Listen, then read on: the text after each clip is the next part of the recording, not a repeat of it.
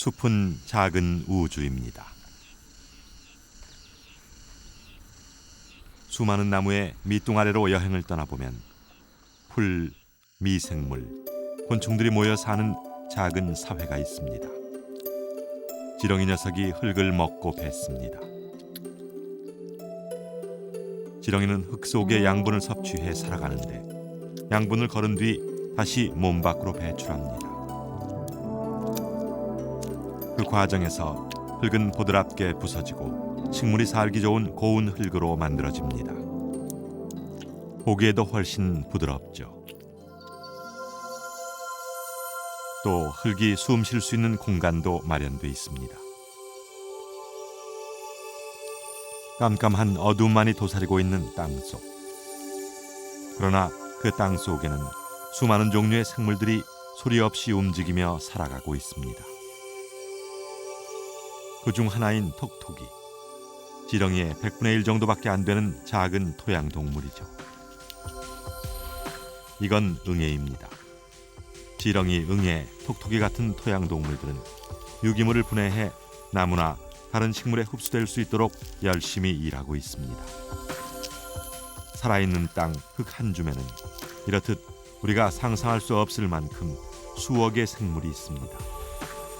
이들 생물이 많을수록 흙은 건강한데 흙의 미생물들이 열심히 활동하면서 지열이 올라와 흙이 호흡하기 때문에 흙 온도도 건강하지 못한 땅에 비해 아주 높은 편입니다. 흙이 만들어지는 과정에서 식물과 같은 유기물의 역할도 큽니다. 유기물을 많이 함유한 부드럽고 거무스름한 흙에서 식물은 잘 자라니까요. 흙의 양분을 먹고 식물이 흙 밖으로 고개를 내밉니다. 식물이 자라는 속도는 하루에 보통 5mm 정도. 하루 종일 관찰하지 않으면 육안으로는 절대 알아볼 수가 없습니다. 흙 속의 생명이 이렇게 흙 밖의 생명으로 탈바꿈해 사람에게 자기 존재를 드러냅니다. 계절을 만들어내는 작은 우주, 흙 속의 세계. 지금 우리가 만나는 이 꽃들도 그 세계가 빚은 작품입니다.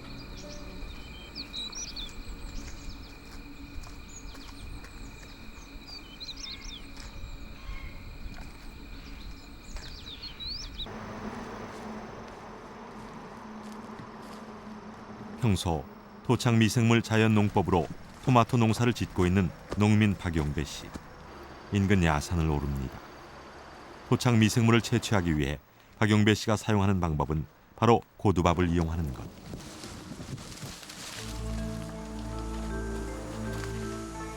고두밥을 상자에 담아 창호지로 표면을 덮어 땅속 15cm 아래 묻어둡니다. 주로 대나무 숲이나 떡갈나무 숲과 같은 낙엽이 쌓여있는 곳에서 토착 미생물을 채취할 수 있어 박용배 씨는 매년 이곳을 이용합니다. 딴 데보다 미생물이 굉장히 강해요. 이게 강하기 때문에 그 대나무 밭의 미생물이 이 고두밥에 그 번식이 돼가지고 그래서 이제 이렇게 그 부엽토를 위에 덮어놓는 거죠.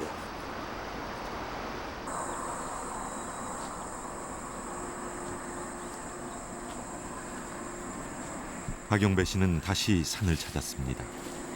숲을 지나 떡갈나무 아래. 떡갈나무와 화렵수림은 미생물의 보고로 잘 알려져 있습니다. 떡갈나무 아래 낙엽들은 저절로 균사를 만들고 있습니다.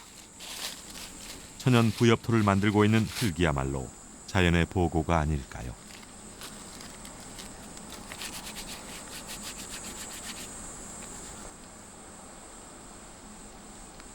저 보밖에 있는 것이 그 균사입니다. 그 미생물, 토착 미생물. 지금 현재 우리나라에 서식하는 바로 토착 미생물입니다. 이것이.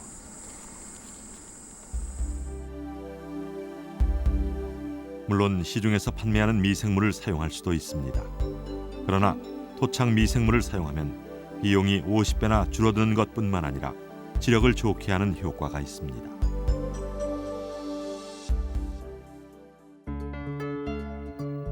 그렇다면 실제로 이 흙 1g 속에는 어떤 미생물들이 얼마나 많이 살고 있을까요?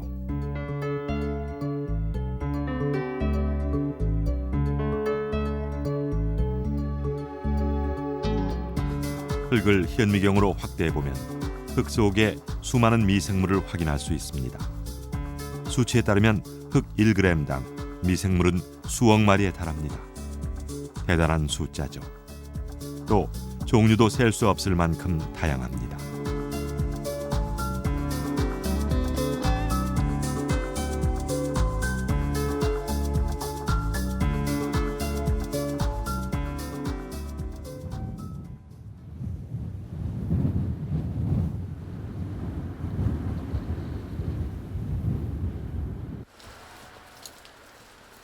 이제 고두밥의 미생물을 채취할 시간입니다. 우선 비닐을 걷고 창호지를 걷으면 밥에 미생물이 흠뻑 달라붙어 있습니다. 주변 부엽토의 습기가 많아야 이렇게 잘 자란 미생물을 얻을 수 있습니다. 이제 이 미생물을 토마토 농사에 이용합니다.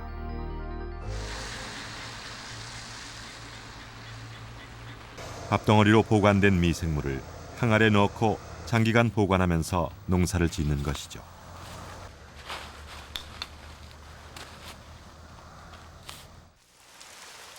숲속에 숨어있던 미생물의 무기 영양분은 모종 속으로 스며들어 토마토의 생장을 돕습니다. 또 수확량을 높이는 데도 토착 미생물은 제 역할을 다하고 있습니다. 어디 볼까요? 검은 비닐을 걷으면 그 안에 발효 미생물들이 보이시죠? 미생물의 종류도 세균, 곰팡이, 방선균, 효모 등으로 아주 다양합니다. 또 이뿐 아니라 흙이 하고 있는 주요 기능 중 하나가 수분을 보유하고 저장하는 것으로 토마토에 끊임없이 적절한 수분을 제공하고 있습니다. 식물이 뿌리로부터 직접 간접적으로 흡수하게 되면은 과일의 맛이라든가 향기라든가 당도 그리고 저장성이 또 증대됩니다. 또한 그 연작 장애를 계속 받고 있는 토양에서는 이런 유용한 미생물을 공급을 하게 되면은 연작 장애도 경감할 수 있고요. 토양 양분을 식물에 골고루 지속적으로 공급할 수 있는 그런 효과가 있습니다.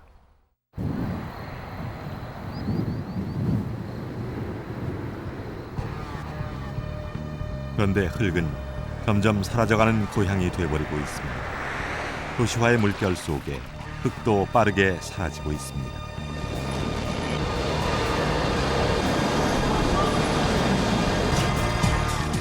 사람들의 발길이 닿는 건 차가운 아스팔트. 흙은 그저 사람들에 의해 파괴되고 또 망가지고 있습니다. 산림의 훼손으로 흙을 중심으로 이루어진 생태계는 엉망이 됩니다. 꼭 산지만은 아닙니다. 농지도 개발론에 밀려 땅은 멍들고 흙은 불필요한 쓰레기 취급을 받습니다. 난개발과 그에 따른 피해의 심각성에도 도시화의 물결은 거꾸로 흐르는 법이 없습니다.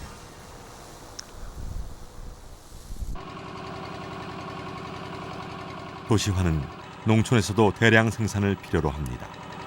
그래서 농촌에서 농약을 사용하는 모습은 쉽게 발견할 수 있습니다. 농약은 그 종류도 다양해 쓰임새와 산물에 따라 여러 종류의 농약이 현장에서 사용되고 있습니다. 그런데 농약의 위험성은 상상을 초월합니다. 위험성을 농민들이 모르는 것은 아닙니다. 그저 당장의 수확을 위해 습관적으로 농약을 무분별하게 사용하는 농민들이 많아지고 있는 것이죠.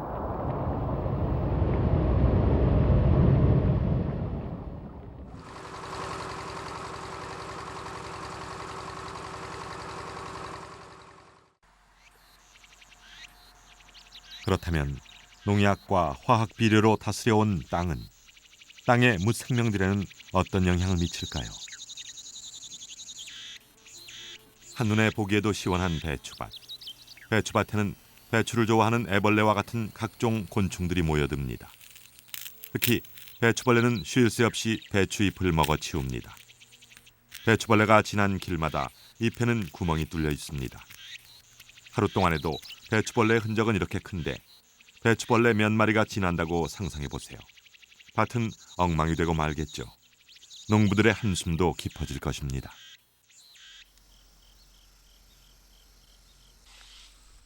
그래서 농부들은 쉽게 농약을 사용합니다.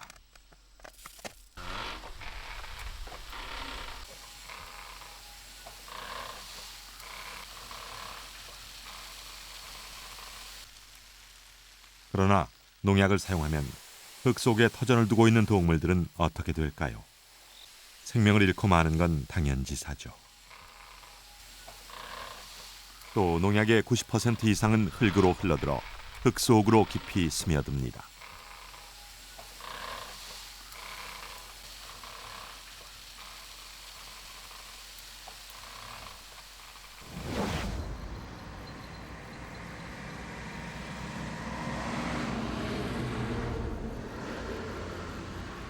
이곳 양배추밭도 농약을 사용해 양배추를 재배하고 있습니다.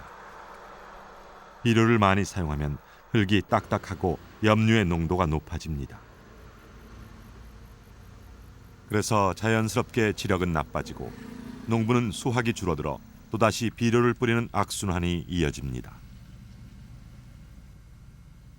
농약을 사용한 배추밭에서는 미생물과 동물이 살기 힘듭니다. 또 농약을 사용하면 점차 땅의 이끼도 많아지고 수확량도 줍니다. 그렇다면 관행농의 밭과 유기농으로 농사를 짓는 곳의 흙은 어떻게 다를까요?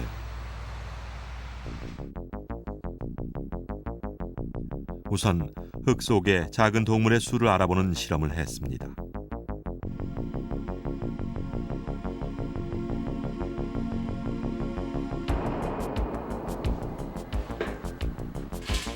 통 속에 각각 흙을 담고 그 통을 전구가 달린 뚜껑으로 덮습니다.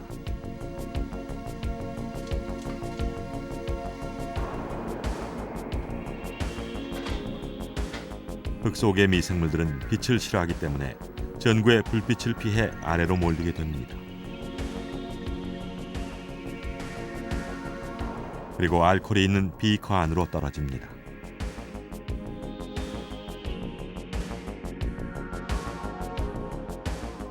두 종류의 흙이 확실히 차이가 있죠.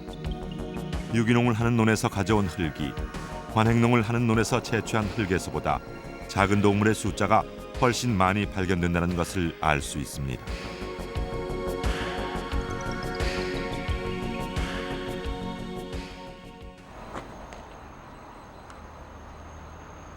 또 흙 속의 성분은 어떠한지 알아보기 위해 실험실을 찾았습니다. 먼저 흙이 건강한지 알아보는 중요한 척도 중 하나인 산성도, 그것이 어느 정도인지 측정해 보기로 했습니다. 흙의 산성도가 높은 경우 수확량이 줄어들고 생산물의 질도 좋지 않게 됩니다.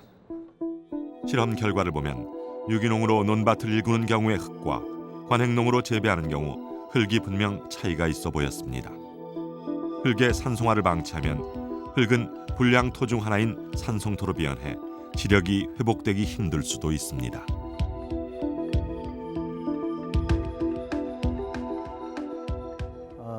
친환경 농법 중에 무농약으로 재배한 과원 토양의 그 pH가 관행에 비해서 약간 높은 편이었고, 유기물 함량이 특히 한 6% 정도로서 상당히 그 일반 관행 밭토양에 비해서 높았고, 특히 그 질소 함량 같은 경우에는 일반 밭토양의 0.68% 정도 나오는 데 비해서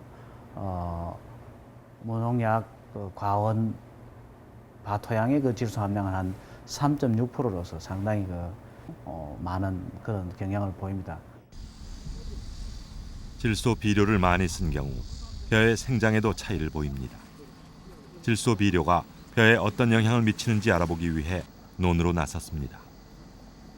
지금 이쪽 포장은 거의 10년 이상을 유기농을 한 포장이고, 지금 이쪽에 보시는 거는 관행농법으로 비료와 농약을 계속 준 포장입니다.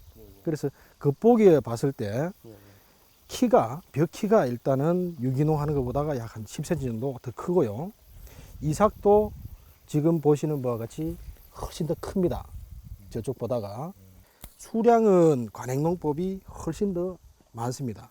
많은데 우리 자포니카 계통의 밥맛을 결정하는 요인은 아밀로즈 함량입니다. 질소질 비료가 많게 되면 쌀알 속에 있는 단백질 함량이 높아지고 아밀로스 함량은 낮아지게 됩니다. 그래서 결과적으로 밥맛이 없게 되는데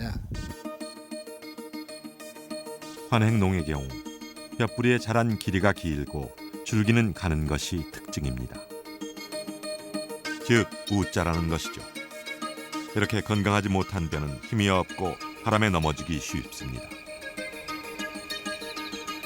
반면 이곳은 우렁이 농법으로 농사를 짓는 곳입니다.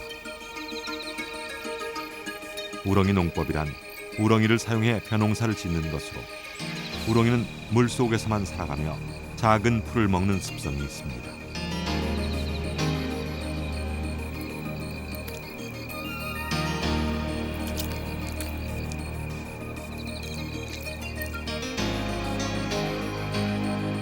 이런 특성을 이용해 논 속의 자풀을 제거한 것이죠. 생명과 생명이 공존하는 현장입니다.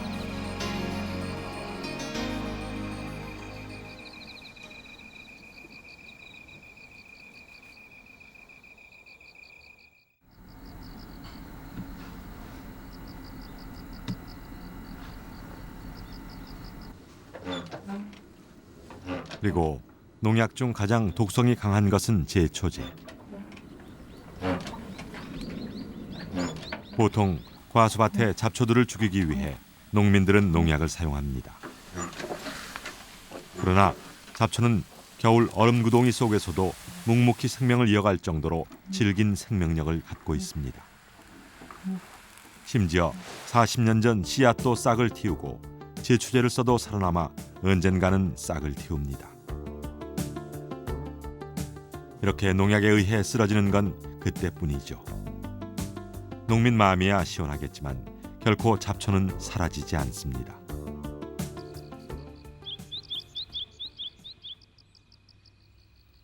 그저 과도한 농약 사용은 지력을 약하게 할 뿐입니다. 땅의 힘을 강하게 하는 토양 생물들을 죽여 땅이 생명을 잃게 됩니다.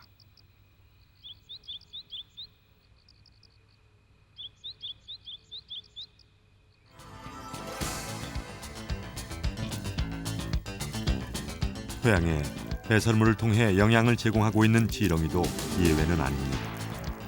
제초제를 섞은 쪽에서는 지렁이가 꿈틀거리다 서서히 죽고 맙니다.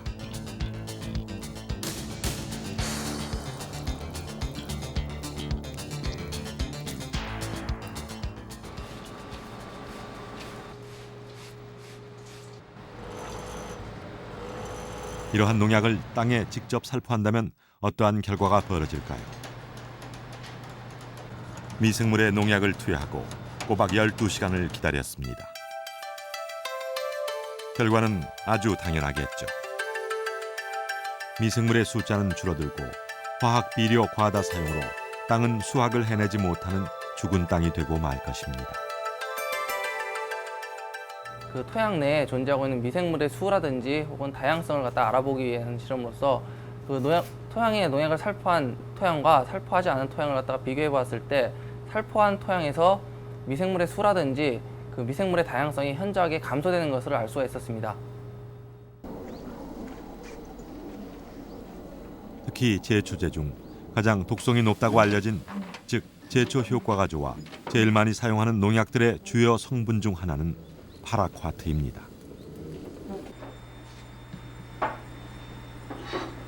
파라콰트는 치사량이 사람의 경우 대략 30mg, 밥숟가락으로 절반 정도에 해당됩니다. 이 무서운 파라콰트를 뿌린 밭, 그리고 과일에는 어떤 변화가 있을까? 토양에도 과일의 껍질과 과육에도 파라콰트 성분이 검출됐습니다. 농약이 토양의 생명을 앗아가고 결국 거기서 자란 열매마저 부실하게 한다는 것을 보여주는 결과죠. 토양의 생명을 지키는 일, 해답은 무엇일지 자명한 일입니다.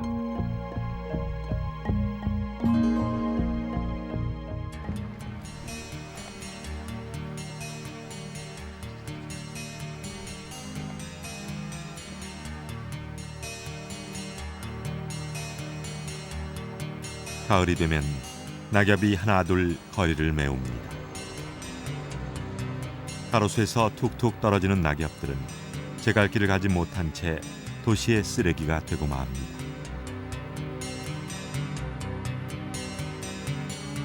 낙엽은 흙과 만나 서로 섞여 흙에 영향을 주고 그 영향은 다시 가로수의 뿌리를 통해 생명을 전달해야 하는데 가로수는 거기서 예외가 되고 맙니다.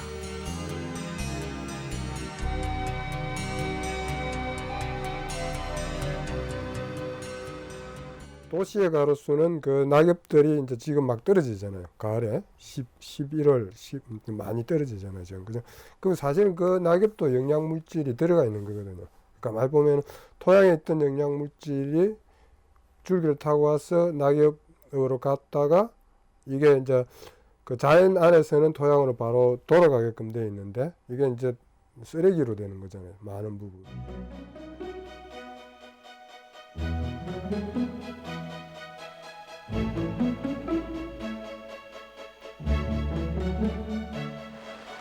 실제 그러할까요? 도심에 내리는 비는 낙엽과 함께 흐르지 못하고 차량의 오염물질과 섞여 강으로 흘러가고 마는 걸까요? 낙엽은 흙으로 돌아가야 하는데 그러지 못한 채 도시를 떠돕니다. 흙길이 있어야 물도 낙엽도 거기로 흘러 흙 속으로 흡수가 될 수 있는 것이죠. 그런데 이 거리엔 낙엽길도 물길도 존재하지 않는군요. 주변이 온통 아스팔트인 도심의 가로수로 수질은 오염됩니다. 빗물이 흙으로 흡수되지 못하고 도로턱 아래로 흘러 결국은 오염된 채 강으로 흘러가게 됩니다. 우리는 자연 속의 흙과 가로수의 흙의 물빠짐 정도를 알아보기 위해 간단한 실험을 했습니다. 자연 상태 흙에서 빗물은 흙과 흙 사이의 빈틈 사이로 쉽게 흡수되어 물이 정화되고 무게 또한 가볍습니다. 반면 가로수의 흙은 틈이 없어 빗물이 쉽게 빠지지 않고 무게 또한 컸습니다. 빗물이 이 흙이 닫아지고 차단되어 있기 때문에 토양에 들어가 있는 미생물하고 반응할 수 있는 기회도 거의 없고 그 토양 알갱이하고 그 오염물질하고 이게 반응할 수 있는 것도 없어지고 그래서 궁극적으로 이제 도해 전체의 녹지와 가로수가 그 땅 위로 흐르는 빗물과 반응할 수 있는 시간이 줄어들기 때문에 정화되지 않은 채 이제 하천으로 들어가면서 하천이 좀 더 오염될 수 있는 이제 그런 여지가 생기는 거죠. 우리는 땅에 씨를 뿌려 농사를 지어 먹고 사는 민족입니다. 예부터 흙과 함께 해온 우리 민족은 의식주 전반에 걸쳐 흙과 뗄래야 뗄 수 없는 관계에 있었죠. 흙은 아이들의 훌륭한 놀잇감이었습니다. 점토는 여러 형태를 만들 수 있고 쉽게 굳어 아이들의 상상력을 자극합니다.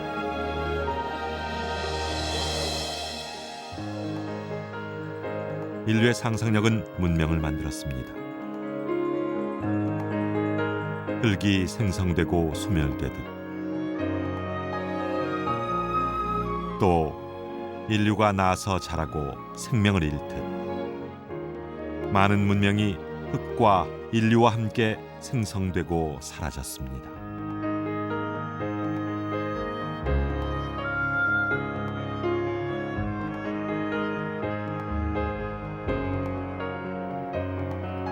한국인의 문명 중 하나인 흙집. 최근 주목을 받고 있죠. 흙집은 흙의 효능에 주목하고 있습니다.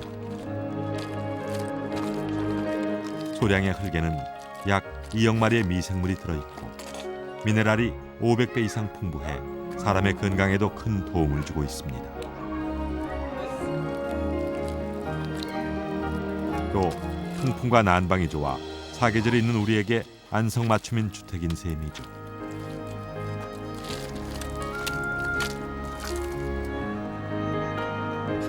또 흙집은 경제적입니다. 요즘 짓고 있는 그 어떤 집보다도 수명이 오래갑니다. 20년만 살아도 리모델링과 재건축을 말하는 요즘 500년 동안 그 모습을 간직하는 흙집은 참 매력적입니다. 또 집을 지으면서 나오는 건축 자재도 고스란히 자연 속으로 되돌아갑니다. 예, 우리 황토 흙 쓰는 거는요, 여름에는 시원하고 겨울에는 따뜻하고, 그리고 옛날부터 내려오는 뭐 한옥이나 뭐 전통 가옥 같은 거는 벽체고 뭐 거의 황토로 다 쓰거든요. 그러니까 뭐 우리 기와이 있는데도 접착력 있고 하니까 황토로 많이 씁니다. 흙은 또 옷감에 물을 들이는 데도 사용됐습니다.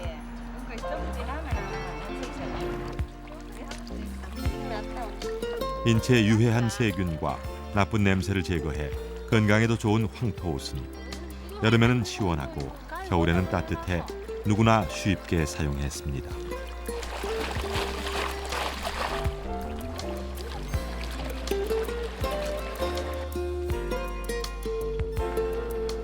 특히 요새 늘고 있는 아토피 피부염에도 효능이 있다고 알려져 있는데 피부 자극을 최소화하는 셈이죠.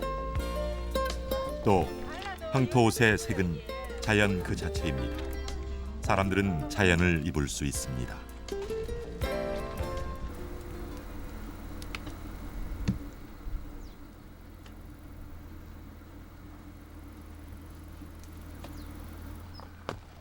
흙과 평생을 살아온 이문암 씨. 시간이 날 때면 야산으로 들러 좋은 흙을 구하기 위해 길을 떠납니다. 숨 쉬는 그릇으로 잘 알려진 옹기를 굽기 위해서입니다. 우리 그릇이 간장, 된장, 고추장 등 발효식품 위주여서 발효식품을 저장하기 위해서는 흙으로 빚은 옹기가 꼭 필요합니다. 옹기는 흙 자체에 숨구멍이 살아있어 공기는 통과하지만 물은 통과시키지 않는 우수한 특성을 지니고 있습니다. 사람이 흙하고 사람하고 배합되잖아, 그죠? 흙 힘을 말이라 안 얻으면 우리가 사람이 힘이 없어요. 그거가 한 가지인데 이 흙이라 하는 거는 우리가 전부 천연으로 말이라 사람을 보호하고 있는 그런 흙이거든. 흙 없으면 우리가 어떻게 살아야 그래?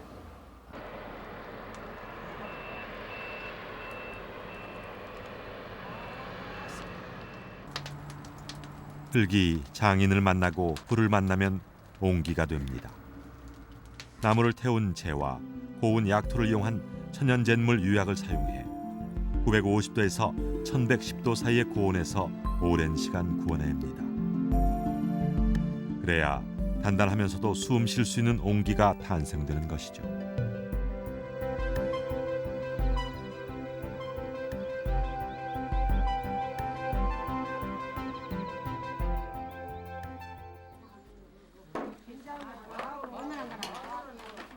흙으로 지어진 집 뒷뜰에는 꼭 장독대가 있었습니다. 장독대에는 올망졸망 큰 옹기에서 손 안에 쏙 들어오는 옹기까지 나란히 놓여 있었습니다.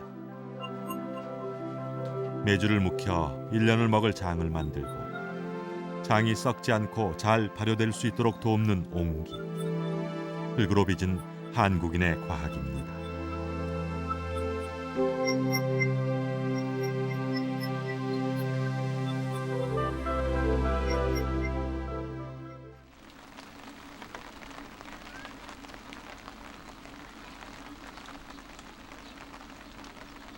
흙담, 흙집, 흙과 함께 살아온 우리 민족은 자연을 이용해 집 주변의 논과 흙을 비옥하게 했습니다.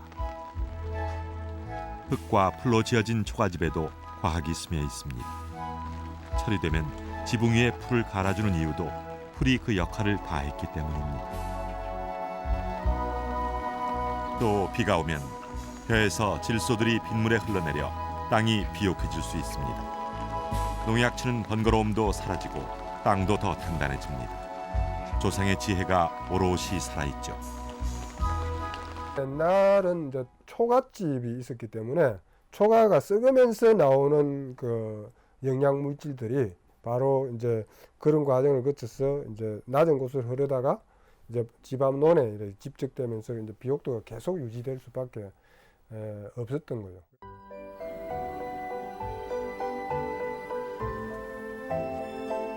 이렇듯 흙과 가까이 했던 우리가 흙과 멀어진 이유 중 하나로 흙의 불편함, 비효능성을 꼽는 사람들이 있습니다. 과연 그럴까요? 그저 흙이 좋아 농촌에서 사과를 재배하는 젊은이 이철규 씨. 이철규 씨는 땅을 믿습니다. 과수밭에 놓인 잡초들이 양분 경쟁을 하지 않아 놓아두면 잡초가 땅에 유기물을 제공할 것이라는 믿음이 있었습니다. 흙의 자연적인 치유 능력을 믿은 것이죠. 어떤 자연적인 어떤 풀이 나는 원리, 그리고 그것들을 인위적으로 사람이 욕심을 부려서 어떤 나쁜 약을 쳐서 제거하지 않을 때에는 자연적으로 토양이 좋아진다라는 걸 3년에서 한 5년 농사 지어 보니까 자연적으로 알게 되더라고요. 그래서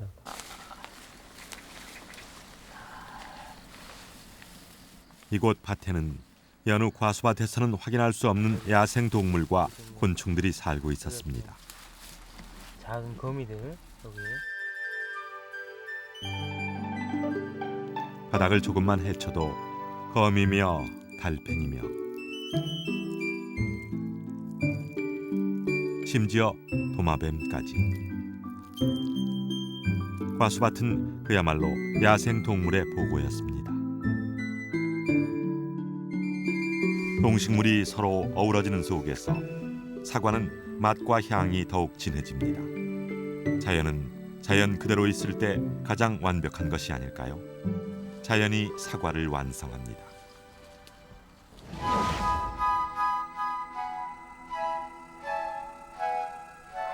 가을은 결실의 계절입니다.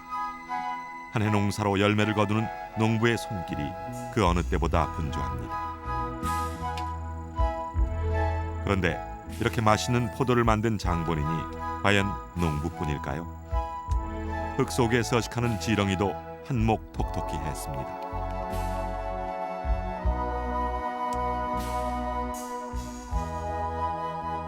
자연 속에서 경운기 역할을 톡톡히 하는 지렁이는 끊임없이 흙을 갈고 엎어 지력을 키우고 있었습니다. 또 다른 곤충들도 스스로 찾아와 씨앗을 옮기고 있었습니다. 결국 자연이 화학 비료의 힘을 빌지 않고 스스로 맛있는 과일을 만들고 있는 것이죠. 자연의 혜택으로 만들어진 신선한 과일은 나비 같은 동물들도 좋아하는 모양입니다.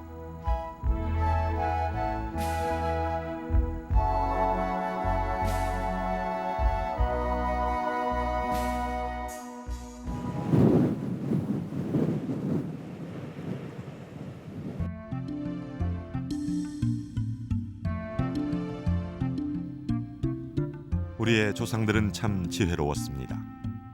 보통 과수밭에 콩을 심어 콩의 성질을 이용했습니다.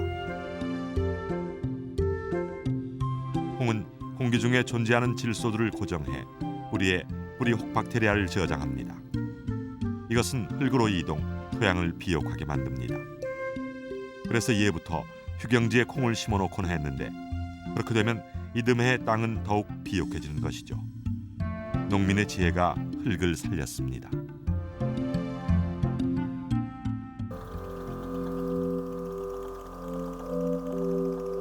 자, 뿌리에서 질소가 나와 흙으로 번지고 있죠. 그리고 흙으로 번진 질소는 나중에 감나무의 뿌리에 흡수되어 감나무에 영양을 제공합니다.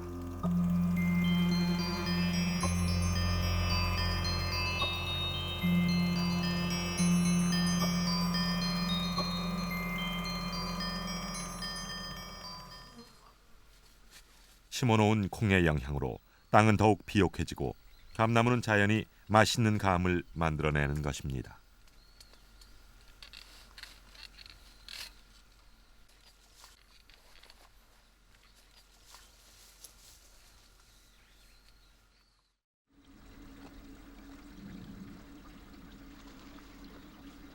여기 담배밭에도 많은 농약이 사용됩니다. 그래서 밭이 어느 정도 오염되었는지 그 정도를 측정하기로 했습니다.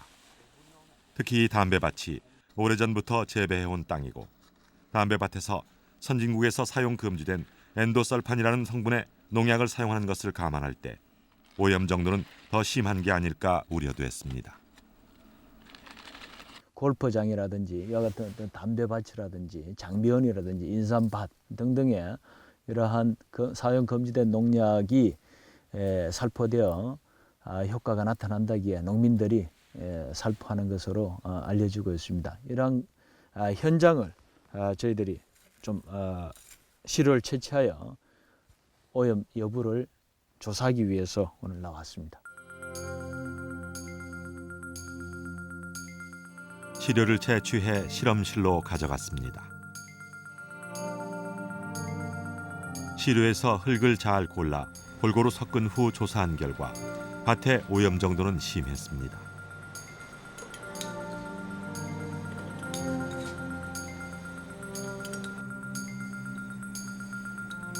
오염 기준치인 1ppm의 결과가 나와 밭이 심하게 오염되어 있다는 것을 알 수 있습니다.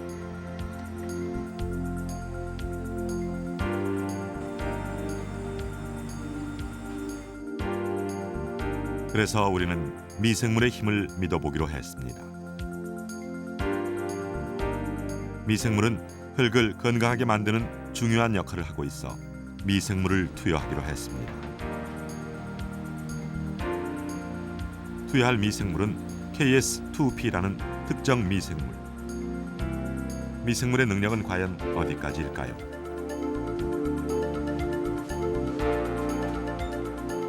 투여한 직후 아직 결과는 나오지 않았지만 어떤 변화가 있을까 제작진의 기대는 컸습니다.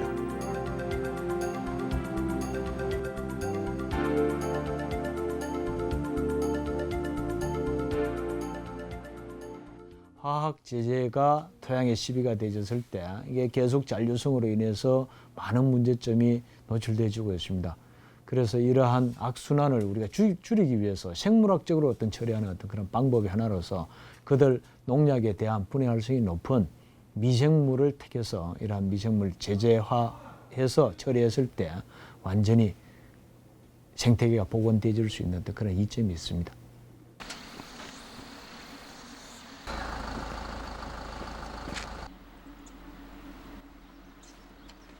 드디어 실험은 끝나고 결과를 확인할 수 있었습니다. 인큐베이터에 시료를 보관한 후 60일 다시 실험실을 찾았을 때 미생물은 놀라운 변화를 보여주었습니다. 빠른 오염물질의 복원이 이루어졌습니다. 결국 미생물이 살아있는 자연 상태 치료법이 땅을 살리는 가장 좋은 방법임을 알 수 있습니다. 이러한 다양한 화합물이 굉장히 많죠. 그 많은 화합물에 대해서 각각 생분해 활성을 갖는 어떤 그러한 미생물의 분리를 통해서 이러한 미생물 등을 제재화를 시킴으로써 기존에 사용한 화학 농약이라든지 화학 비료 등의 어떤 그러한 것들과 대체를 통한 생태계의 어떤 보존도 가능한 어떤 그런 향후 친환경적 농법으로의 전환이 일어날 수 있다고 생각합니다. 울산 북구에 자리한 쓰레기 자원화 시설. 올해부터 음식물 쓰레기 매립이 금지되면서 쓰레기를 자원화하는 노력이 있습니다. 일단 음식물 쓰레기는 세척과 분리, 발효와 같은 정화 공정을 거쳐 퇴비가 될 준비를 합니다. 그런데 이 퇴비화 과정에 아주 특이한 동물이 이용됩니다. 쓰레기를 퇴비로 사용할 수 있는 방법으로 고안한 것이 바로 지렁이를 사용하는 것. 마지막 과정에 쓰레기를 집어넣었는데 지렁이는 쓰레기의 악취를 없애고 분변토는 좋은 퇴비로 탈바꿈하게 됩니다. 배출된 분변토가 이 상태가 까맣게 알갱이로 변해 있거든요. 이 상태로. 그래서 요거 같은 경우는 사실은 우리는 퇴비라고 분변이라고 그러는데 실제적으로는 냄새를 맡아봐도 이게 흙 냄새밖에 안 나거든요. 지렁이는 또 탈취 효과가 있어가지고요.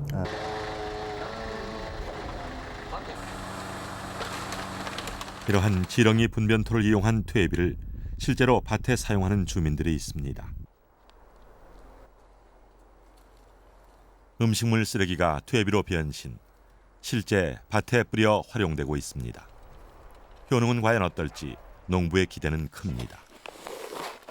농부의 바쁜 손길이 헛되지 않았다는 걸 이 퇴비는 분명 효과로 보여줄 겁니다.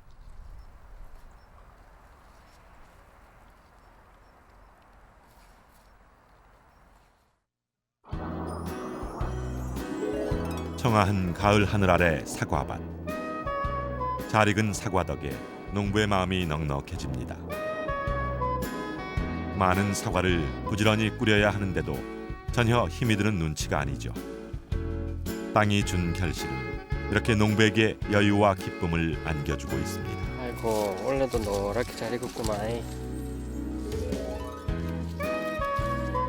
사과의 과육도 달콤 쌉싸름한 게 지렁이 효과를 톡톡히 보고 있습니다.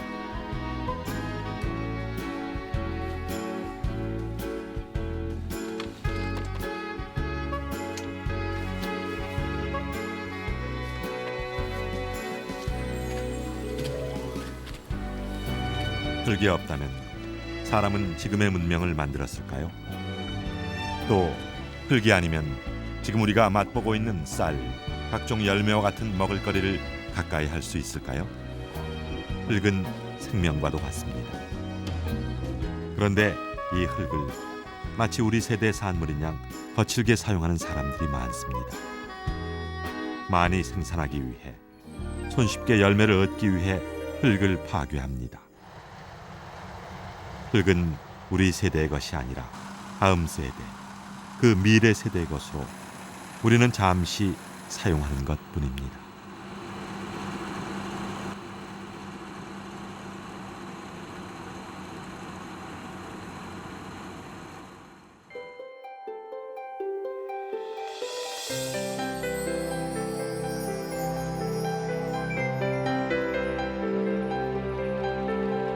텅 빈 땅 위에 농부는 마늘을 심습니다.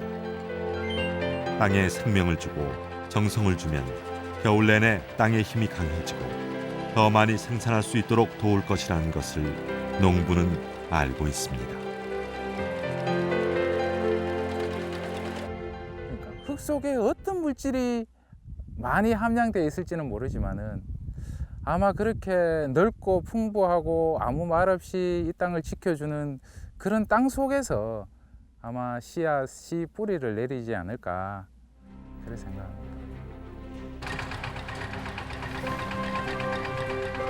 흙에 대한 믿음. 흙은 준대로 되돌려준다는 믿음이 농부의 발길을 분주하게 합니다. 잠시 귀 기울여 보세요.